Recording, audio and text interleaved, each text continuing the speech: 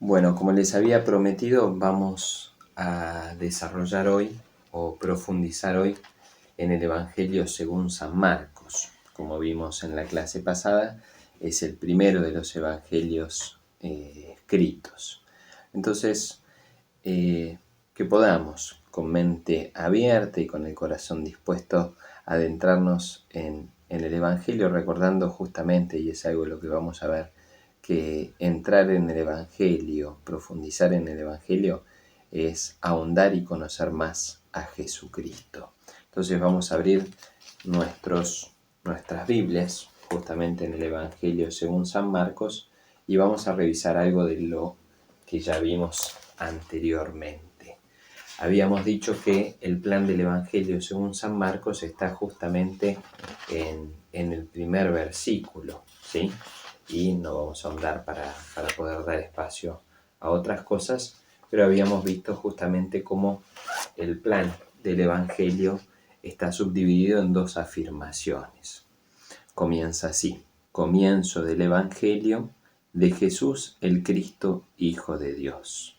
Jesús el Cristo, Hijo de Dios.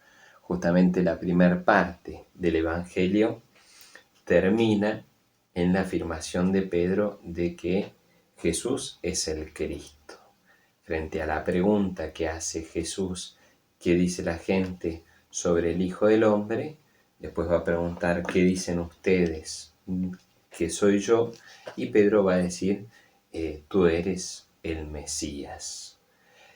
Y la segunda parte va a terminar con la afirmación del centurión romano a los pies de la cruz. Una vez que Jesús expiró, va a decir verdaderamente este era el Hijo de Dios. Así, el esquema de Marcos es simplísimo, ¿sí? Dos grandes partes, en la cual en la primera se llega a reconocer a Jesús como el Cristo y en la segunda como el Hijo de Dios. Insisto que esto ya lo habíamos visto, ya habíamos visto dónde aparecen esas dos afirmaciones, pero podemos recordarlo. En Marcos 8:29, Pedro afirma, tú eres el Mesías, profesa la fe en Jesús como el Cristo, y en Marcos 15:39, el centurión romano profesa la fe, verdaderamente este hombre era hijo de Dios. Entonces ahí tenemos ese gran díptico, por decirlo de una manera. Se cree que el Evangelio según San Marcos fue escrito alrededor del año 64. En el año 64 es cuando Pedro muere mártir en Roma. Y se cree justamente que alrededor de esa época es que fue escrito el Evangelio según San Marcos y también a una comunidad cristiana de Roma. Vamos a ver en el desarrollo de esta clase cómo eso realmente va a marcar la teología y va a marcar mucho de lo que se va desarrollando en el Evangelio según San Marcos. Y justamente vamos a eso, ¿no? Que la profesión de fe final sea de un centurión romano y de un pagano romano es algo que no es un detalle menor. Justamente esta comunidad, como habíamos visto ya también en la clase anterior, en general mayoritariamente provenía del paganismo. ¿Se acuerdan que vimos cómo Marcos va explicando las tradiciones judías? Habíamos hablado esto de la purificación, como dice, bueno, los judíos se purificaban hasta el codo cuando volvían. Iba explicando todas las tradiciones judías. ¿Por qué hacía eso Marcos? Decíamos justamente porque tiene que hacer comprender a los paganos las costumbres judías. Ellos no entendían, entonces Marcos les explica estas situaciones para que puedan entender el Evangelio. Entonces les va explicando cómo eran las costumbres judías. Ahora, que sea un pagano romano el que profesa la fe en Jesucristo, va muy de la mano justamente con que Marcos está escribiendo a una comunidad mayoritariamente proveniente del paganismo que habitan en Roma y que están sufriendo una persecución. Como murió Pedro y Pablo bajo la persecución de Nerón, bajo la persecución de los romanos a los cristianos, ¿sí? ¿Se acuerdan de esto? Entonces, la iglesia está siendo perseguida y la iglesia está siendo fuertemente perseguida y está sufriendo y está siendo acosada. Bueno, la invitación camuflada, escondida, pero del evangelista es a reconocer en medio del dolor y del sufrimiento, como Jesús en la cruz, reconocer a Dios presente. Esto que ahora nos parece un poco tirado de los pelos, vamos a ir viendo a lo largo de esta clase cómo en realidad se ve esbozado en todo el Evangelio.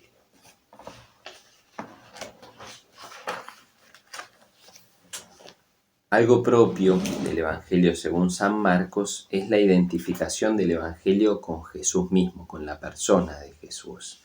Recuerdan, disculpen que insistamos, pero bueno, hay ideas fuertes a lo largo del curso y que van apareciendo, porque también son ideas fuertes a lo largo de la Biblia y del Evangelio especialmente, aquello de Benedicto XVI en Deus Caritas est uno, ¿sí?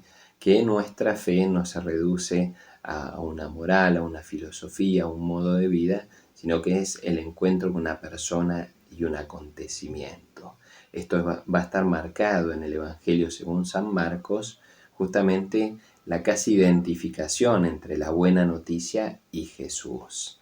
Tal vez es hilar muy fino y vamos a algo lingüístico, pero el Evangelio comienza diciendo comienzo el Evangelio de Jesús. Ese de Jesús en griego sería un genitivo. Cuando es de algo se le dice genitivo. Recordemos que el griego, el latín, utilizan casos, acusativo, genitivo, nominativo. Insisto, tal vez es hilar muy fino.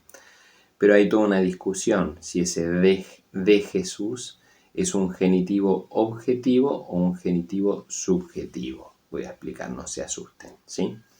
¿Qué quiere decir esto de genitivo y genitivo objetivo o genitivo subjetivo?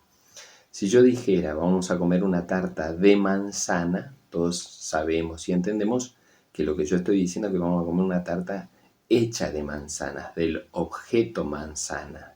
Nadie va a pensar que hay un sujeto llamado manzana que hizo una tarta. No, todos entendemos que vamos a comer una tarta del objeto que es la manzana, hecha con ese objeto. Ahora, si yo dijera, traigo una noticia de Martín, queda el interrogante si la noticia es sobre Martín, o sea, sobre el objeto llamado Martín, o si la noticia es del sujeto llamado Martín. O sea que Martín me dio una noticia que yo les traigo. Bueno, eso mismo pasa aquí en el Evangelio. El comienzo del Evangelio de Jesús. Jesús es la buena noticia. La buena noticia es la persona de Jesús o Jesús es el transmisor de esa buena noticia. Bueno, justamente en el Evangelio estas dos cosas podemos decir que es un juego, ¿sí? Ese genitivo es tanto objetivo como subjetivo. Jesús es la buena noticia y Jesús es quien nos trae la buena noticia. Las dos cosas en Marcos van a venir de la mano.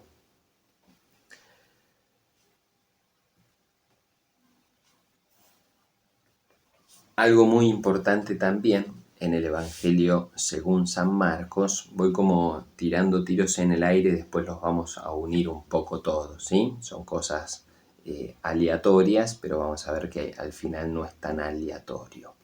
Algo muy importante en el Evangelio según San Marcos va a ser la dimensión oculta del reino, ¿sí?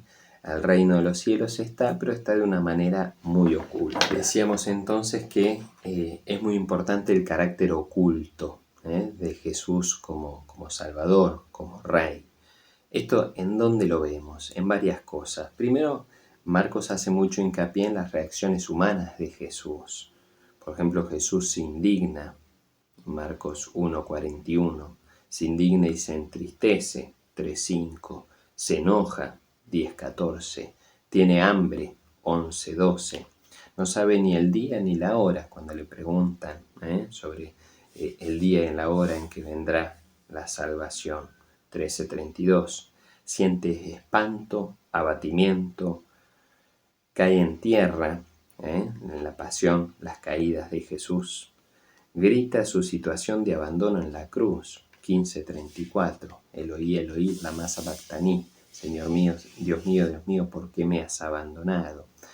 Aparentemente, Jesús fue un fracaso, ¿sí? De hecho, recordemos, ¿cuándo es que el centurión lo reconoce? En la cruz, cuando muere. Cuando expira, ahí se lo reconoce. Jesús explica en parábolas y dice explícitamente que explica en parábolas para que el pueblo escuche pero no entienda. 4:10 al 12 y 4:33 al 34. Que es una situación rara porque lo siguen pero no entienden. Y de hecho hay algo muy impactante en el Evangelio según San Marcos, que al principio lo sigue una multitud, pero poco a poco lo van dejando solo hasta el punto de morir solo en la cruz. No son solo los apóstoles que lo van abandonando, sino que la multitud comienza a dejarlo. Vamos a ver algunas de estas reacciones. Los que presencian un milagro se confabulan para matarlo. Marcos 3:6. En vez de admirarse el milagro, se confabulan para matarlo. Sus parientes salen a buscarlo porque piensan que está fuera de sí, que estaba loco. Marcos 3:21. Los escribas dicen que está poseído por un demonio. Los discípulos le reprochan. 4:39. Los discípulos no tienen fe. 4:40, 6:52, 8:17 al 21. Repito, los propios discípulos no tienen fe. La gente se burla de Jesús. 5:40. Los que lo conocen se escandalizan de él. 6:3. Incluso, ¿sí?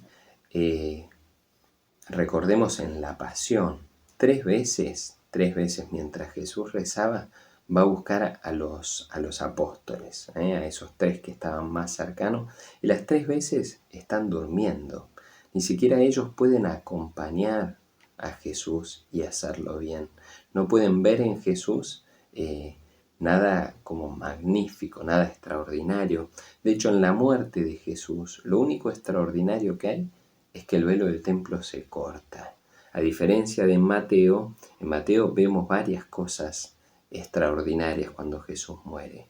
Las piedras se quebraron, las tumbas se abrieron, los cuerpos de los santos resucitaron y otras cosas. Podemos verlo en Mateo 27, del 45 al 54. En Marcos, en cambio, solo se rasga el velo del templo. Entonces, en Marcos se presenta un Jesús muy escondido, muy criticado, muy rechazado, e incluso hasta perseguido. Recordemos, hace un milagro y en vez de admirarse lo persiguen. Entonces está plagado, si se quiere, de fracasos. El anuncio del Evangelio de Jesús de Marcos está plagado de fracasos. Tenemos bastante más de esto. De hecho, es llamativo. El relato de la institución de la Eucaristía, de la Última Cena, está enmarcado en dos traiciones, podemos decir. La traición de Judas, en 14, 17 al 21, el anuncio de la traición de Judas y el anuncio de las negaciones de Pedro. Es muy normal que en los evangelios hay como estructuras que nos van marcando qué es lo importante. Una estructura es la que vimos de estructura sándwich en Job, ¿sí? Ahí no se veía tanto que marca la importancia, pero está lleno, se llaman quiasmos en la estructura hebrea o griega, ¿sí? Donde lo que queda en el medio es lo más importante. Pero a veces tenemos marcos, marcos de referencia que también van como encapsulando y marcando, valga la redundancia, cosas importantes. Aquí el marco de algo central del Evangelio, que es la institución de la Eucaristía y la entrega de Jesús, es la negación, la traición de Judas y de Pedro, los propios discípulos. Todo esto va marcando algo muy fuerte en la teología del Evangelio según San Marcos, que justamente es lo que decíamos, ¿sí? Algunos detalles más. ¿Cómo entrega Judas a Jesús? Con un beso entregas al Hijo del Hombre. Marcos 14, 44 al 45. Y después que es el propio Jesús como el que va haciendo todo lo posible para encaminarse hacia la cruz. Le pregunta el sumo sacerdote, ¿sí? Parecería como que Jesús es el que busca la pasión, es Jesús el que frente al sumo sacerdote se entrega casi. Cuando el sumo sacerdote le hace la pregunta si él es el Mesías y Jesús le dice, tú lo dices, está por aquí. ¿Eres el Mesías, el Hijo de Dios bendito? 14:61. Sí, yo lo soy, le contesta él, como entregándose. Y ahí es que el sumo sacerdote se rasga las vestiduras y dice, ya no necesitamos de testigos. Nosotros mismos lo hemos escuchado. Él afirma ser el Mesías. Entonces es Jesús el que va preparando la pasión.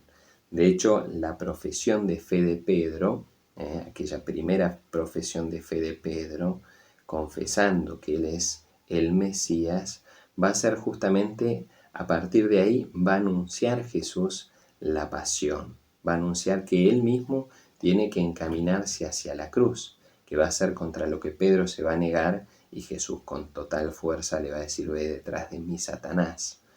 ¿Por qué? Y acá viene lo que se llama el secreto mesiánico. Jesús una y otra vez les pide que no digan nada a nadie sobre que Él es el Mesías. ¿Por qué es esto?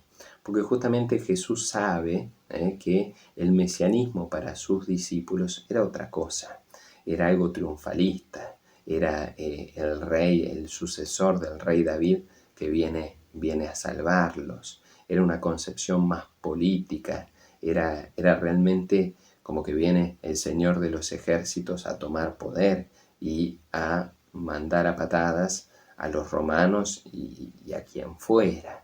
Sin embargo, la concepción de Mesías de Jesús es completamente distinta. Es aquel que da la vida, es aquel que se entrega, es aquel que escondido termina siendo como ese grano de trigo que por más que sea de noche o de día, sigue creciendo en lo oculto. Todo esto tiene que ver justamente con esta dimensión oculta del reino de los cielos, esta dimensión oculta del mesianismo de Jesús que no se llega a distinguir. No es ese triunfalismo, no viene con una corona de oro, sino con una corona. Y de hecho con esto terminamos, ¿sí? Uniendo un poco todas estas cosas.